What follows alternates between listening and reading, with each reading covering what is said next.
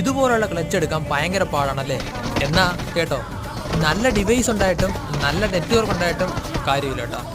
ഇത് കൂടെ വേണം. അത് മാത്രമല്ല നമ്മുടെ സെൻസിറ്റിവിറ്റി, നമ്മുടെ എത്ര ലോ ആൻഡ് ഡിവൈസ് ആയാലും വെച്ചാൽ വരെ സെൻസിറ്റിവിറ്റി പക്കയാണെങ്കിൽ ഓപ്പോസിറ്റ് വരുന്നവൻ എവനാണെങ്കിലും അടിക്കാനൊരു രസമായിരിക്കും അല്ലേ, ഒരു ചേലായിരിക്കും. നമ്മൾ ആ ഗണ്ണിൻ്റെ റീകോയിലൊന്ന് കൺട്രോൾ ചെയ്ത് കഴിഞ്ഞാൽ പിന്നെ ഒരു രക്ഷയില്ല കേട്ടോ.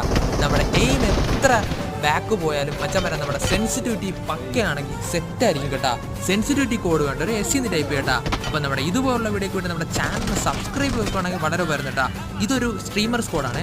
അവരടിക്കുന്നത് എങ്ങനെയാണെന്ന് നോക്കൂ ഗൈസ്. ആദ്യം ഒരു നോക്ക് വെച്ചടാ, സ്ട്രീമറിനെ തന്നെ നോക്ക് വെച്ചപ്പോഴത്തേക്ക് അടുത്തവനെ പുഷ് ചെയ്ത്